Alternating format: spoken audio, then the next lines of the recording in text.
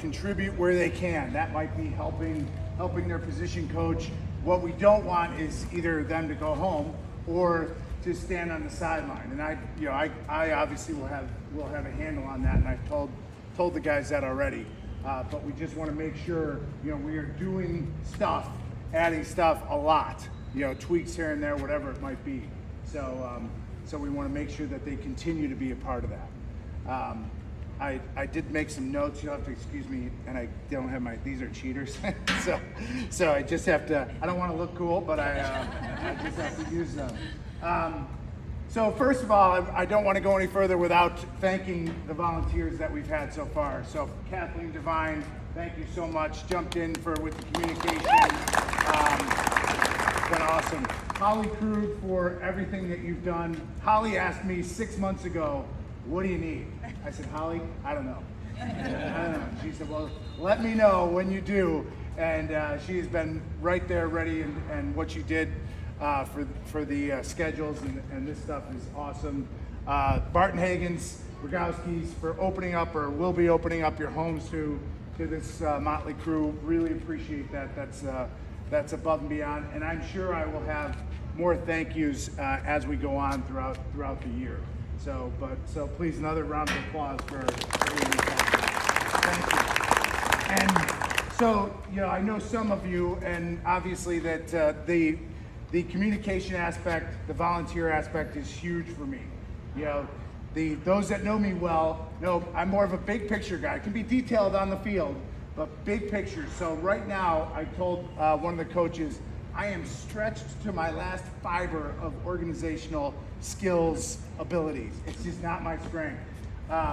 If my mother was still with us, she would tell you stories about forgotten permission slips, cash in pockets that was supposed to be turned in, food that was eaten that was supposed to be donated somewhere. That is who I am. So I told the players, if you guys are forgetters, I'm a forgetter, and one of the worst. So I need that help, and I really appreciate it. So thank you so much. I want to introduce our coaching staff. They are all volunteers, so they are donating their time. We are all outside school coaches, so none of us are teachers at this level. So these guys all volunteer their time, and whatever time we start, how many days a week, we really can't ask for more, and I can't ask for a better staff. I'm going to start with Mike Deering. Mike Deering is running the defense for us. He is a Chicago native, a very, very, very proud alum of Mount Carmel, and so he brings with him a lot of that football sense that they are kind of known for, and he's very motivational. He is very inspirational to the players. He definitely gets, is winning them over little by little, and as they open up, Mike is a guy that will be very inspirational. Joe Frevaletti. Joe obviously is my brother.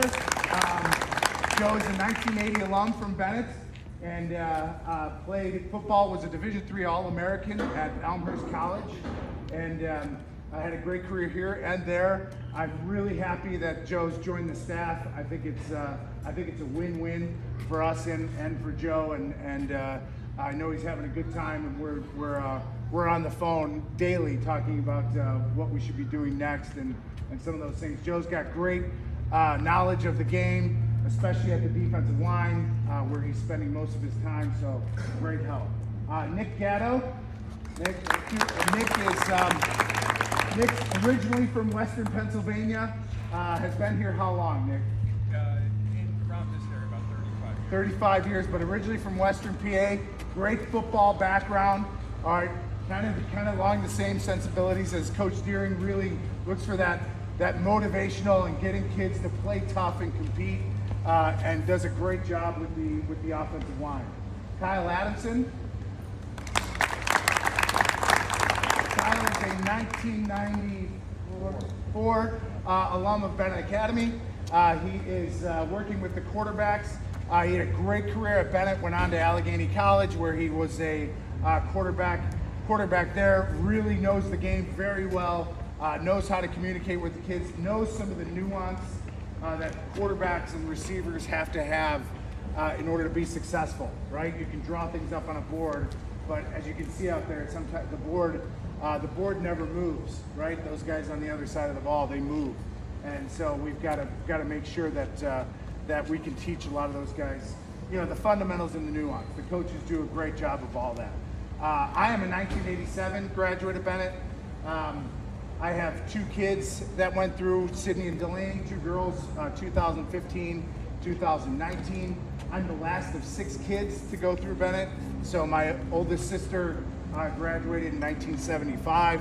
So it's really ingrained in me. It's really all I know forever and ever. Coach New and I and Coach Bentley, the offensive line coach for the varsity, all played here together. We all played at Northwestern together, pre-bad stuff.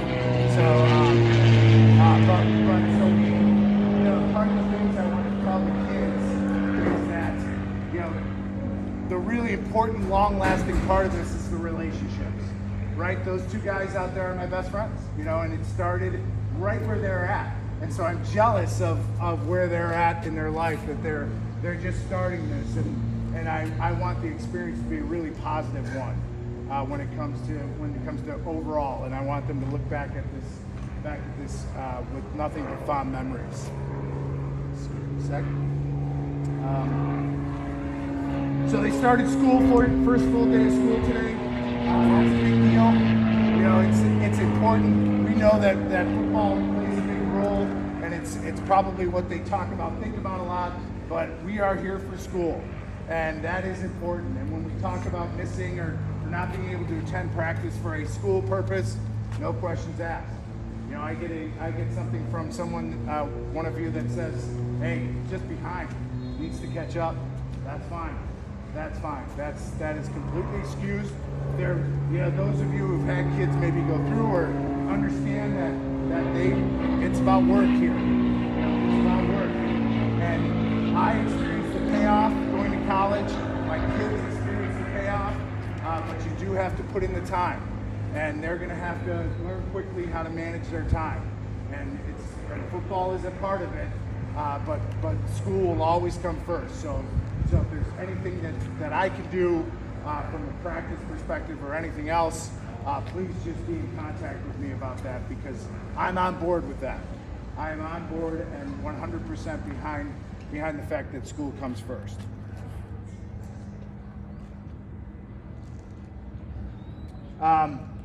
So I want to talk about playing time a little bit too. So playing time, guys, we would love everyone to play, right? We would love everyone to play a lot, okay, all the time. There's no one that we're looking at and say, well, gosh, he can never come off the field. We don't want that. We're trying to find ways to get guys off the field. But as you know and can see, there are all different levels of experience, size, maturity. All that plays a role in this as we go forward. There are some guys that are not quite ready, not quite ready for a ton of playing time, but I guarantee they will be ready as the year goes on. They do get there, trust me. And if it's not hitting for them right away now, please be patient, because they do start to figure it out. Coach Deering, how many guys on that field couldn't play a liquid football game week 1? Quite a few. The sophomores I'm talking about. Yeah, there were a number of key contributors tonight who didn't play a single down in the game last year. We work with them. Sometimes it's just they're hesitant to hit. It's the biggest thing at this level. There's some big kids out there. It's an eye opener. Some kids have grown a foot. They've literally grown a foot. It's so unbelievable. have them stick with it. Yeah. We're going to coach them up all through the year, whether they're starters or third string. But in addition to that, practice is a big part of it. We move quickly, and we will be adding things every week, both on the offensive and defensive side of the ball. We feel like we have an advantage over teams we play, that we can give these kids a lot, right? And we can ask them to learn a lot, okay, without infringing on anything else. But we have got to practice at it, and how people respond and react to that will be part of what determines how much they play. I also understand there's gamers out there. There are guys that we haven't seen do anything at practice that in a game will be like, what is that and where has that been, right? And we save room for that, but I tell them we're constantly evaluating it. constantly. You know, Coach Frevaletti said to me, hey, we were doing this drill and so-and-so showed up and really hit the other guy. He said, I haven't seen that at all. That one play during a 2-hour practice gets someone on a radar. So the only thing I could say, you know, you'd like to tell them, well, keep hustling, keep trying. That's going to get you a starting spot. It's going to get you a shot, right? It's going to get you a shot. They keep scores, so we want to win, right? And so it's important for us to win on this level. We want to have more success than we've had the past couple of years on this level. All right, it's important for our program. But our goal is to get everyone to be able to play. Will it happen every week? No. But that is our goal, and to find ways to get guys on the field. So whether we've got to be creative or whatever we do, but most of it comes down to that. All right, and if and when they're ready, we will find a spot for them. Okay. That takes me to kind of the next point. You'll see, if you see the sophomores out there, they had a team of about, I don't know, 28 maybe last year, 29, maybe 30. But it's really important. The typical loss between freshman and sophomore year is usually 20%. So the kids, and when you start with low numbers, you know that gets alarming, right? As they get to be sophomores. As we look at this going forward, you know, we project these guys and the guys they just played. That's a team, and so if you have and experience those losses, right, it becomes more difficult on every level. When we talk about issues that we have within the program, from on-field, off-field, workouts, off-season, everything circles back to numbers. All right, so we are really trying hard at retaining these kids between freshman and sophomore year. I am familiar. My oldest daughter, Sydney, ran cross country, hated every second of it, but she came from a public school in Oswego. She's like, I got to meet people, so away I go onto the run. And I understand that that it's a great way to meet people. It really is. So these guys form bonds pretty quickly. But I would ask that you know, in between freshman and sophomore year, really think about sticking with it. And even if someone's come home, if one of your sons has come home and said, I am out as soon as this is over, and you're making him stay through the year, thank you, number one. But just tell him, please stick with it, right? Please stick with it. It does get better. Things change. You see how they grow. So that's a big part of the program and what we're doing. Not only retaining, we're trying to add. You know, Coach New is great about recruiting the halls, and I know there were some faces on that sophomore team I didn't see as freshmen. So that's really good.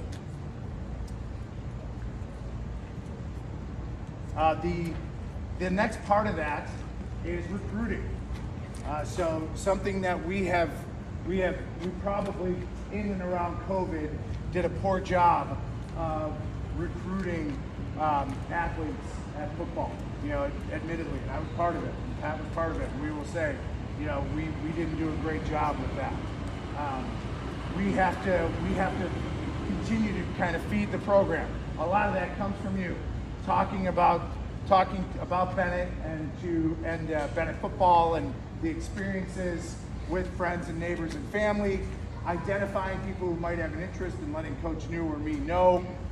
We would like to get out to youth football games. We're going to. It's part of the job. Getting out, meeting coaches, talking to coaches. You know, our goal is to have 50 freshmen. So that's the goal for freshmen, and you guys can help. You know, we talked a little bit about a recruiting event. Maybe at some point that might be too ambitious. I don't know. We'll see. But anyone that is asking how it's going, does someone have an interest? You can put them in touch with Coach New or me. We can get them to shadow right away whenever that program starts. There's limitations on what we can do, even though it seems like the Wild West these days. Recruiting at high school in Catholic high schools is like the SEC conference these days. So I can't imagine what it's like down by Brother Rice and Marist and Mount Carmel. It's crazy. But any help that you can get or give, that would be great. The last thing I want to touch on, and it's not great. It is and I talk about it. You know, I told the players, I said, my heart is broken You know, I love Northwestern. I'm a Northwestern football player, and to see what they're going through right now, it's heartbreaking. You know, and Coach Bentley said, I feel like someone died. He's like, I can't believe this is happening to this program. That anyway, we gave, and it's all based on these hazing incidents, and it's real. I don't know how much of that is accurate, you know, but there is stuff that happens, and we have to have a zero tolerance, and it's got to be from everyone here. All right, it's got to be talked about a lot. Hazing and bullying. Their locker room is freshman football, sophomore football, and JV soccer, maybe JV soccer. So 3 teams in there of just craziness. Okay, and I will tell you, I've gotten 4 phone calls about incidents since they've been in the locker room 1 week. All right, from the school. All right, 4 phone calls. Okay, and so here's the bad part, right? No one can ever identify. I think it was a freshman. I think it was a sophomore. I think it was. This is a picture of the board that was something that was drawn on the whiteboard. You know, this is what I think he's a freshman football player because I know all the other football players, right? So you know how that story goes, right? So it's got to be, you know, unfortunately, it's got to be all business. I go in the locker room, I change, I get out of the locker room, right? And does it change the experience? Probably a little bit, all right? But we cannot have any issues in the locker room, whether it's any hazing type issues, any bullying type issues. I've talked to the sophomores, coaches talk to the sophomores. It can't happen. You know, there's a shift away from punishment by physical activity, right? And I get people who say, you know, run them into the ground. Well, there's a movement away from that, right? And I can easily run them into the ground. It's probably easier for me to pull playing time, right? Pull playing time. That's the easiest one. That hurts the most. You know, not that we want to do that, but that stings. That gets attention. But I don't want to do that.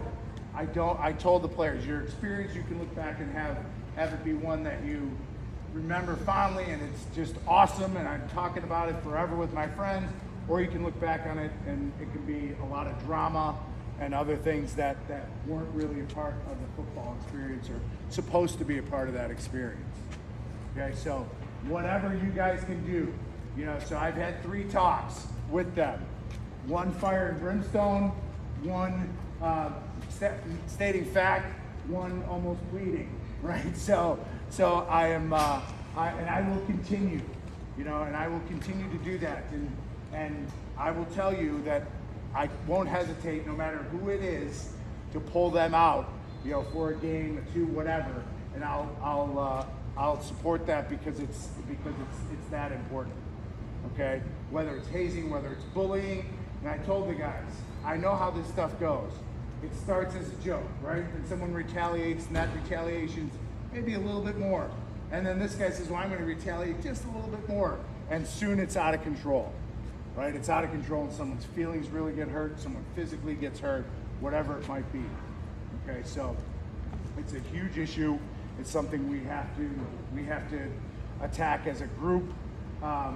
And please emphasize how important that is, that they are, you know, all business when it comes to in and out of the locker room. Again, I think if we set the bar at all business, they'll still get some enjoyment and not a lot of the other stuff. Just so you're aware, we will have coaches walk through once or twice a week. I told the players if that doesn't work, I'll set up a volunteer list of moms to come and sit outside the locker room. And so that was my latest threat. I'm like, I am getting moms to sign up, and they're going to sit outside the locker room. So enjoy that. But unless if you don't have any questions, or I would open it up for questions. I appreciate your time. I probably went a little longer than I wanted, but does anyone have any questions? I have one more thing if no one does. Kyle? No? Good? All right. Kyle said he's going to ask me a bunch of questions. Yeah, So. I'm the only parent coach, so I Yeah. was going to give him a softball. Right. Your coaching staff's outstanding. So I am probably going to try and move practice, or change the end of practice, shorten practice to 5:15. I understand that there are those that want to try and catch that athletic bus. Is that true? I think there was maybe some out there that wanted to. That makes a lot of sense. So as we are finished kind of installing things and giving them a ton of information that we've got to walk through, practices will become a little bit more repetitive, and we can shrink them down a little bit. So that is, I'll probably start that next week. So we'll get into a schedule where it'll be 3:30 to 5:15, and so those guys can hustle out. Is that enough time? It's probably enough. Is that enough time to get to the bus? I would think so. So they'll be moving, but I understand that that's important, and I want it to be available for those guys. Anything else that we have coming up?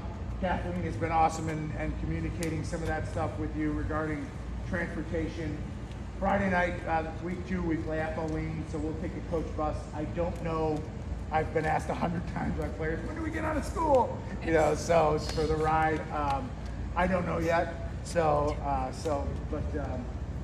But that will be, as I said in an email, that'll be the only transportation provided during the season. So we've got that weird Monday game at De La Salle. That'll be a challenge. So if we can get groups maybe to take people down, that would be great. Any questions? Yes. Thank you. Yes. We have a strength coach, a new strength coach named Morgan Nowitzki, and I've been trying to get with him. The scheduling is the challenge. So I'd like to have the players lift 2 days a week. That typically, last year we were able to do it after a couple weeks, and it went 5:30 to 6. So it's a half-hour short lift with that coach. I understand it's not necessarily part of practice. If someone's got to go, they can go, but it is something we'd like to do. But that would be 2 days a week, and you'll have notice once we get that plan. So that would, yes, that would be the whole team at once. We can house about 35 to 40 pretty comfortably in the weight room. So yes, that'll be all at once. Anything else? How early do you want them there for games? I want them there about an hour and a half early. As of this moment, I might change that. It might be hour 15. I think it's this age, a little bit of lollygaggers, getting them going, and some shoes, and I got to run back to the so I'm planning for that. We went through our pregame today. That's what our practice was. So that I will want to be about maybe 30 to 40 minutes. So time to get dressed, meet, that sort of thing. So probably be an hour and a half or so. But stay tuned on that. Okay. No, that's not bad. It's 2 hours for week football, so I'll take it. Okay, yeah. No, I don't want to do that either. Anything else? Well, if anyone has anything, you've got my contact information. Don't hesitate to reach out. I really appreciate everything that you do in supporting the program and supporting your players. And thank you very much. Thank you.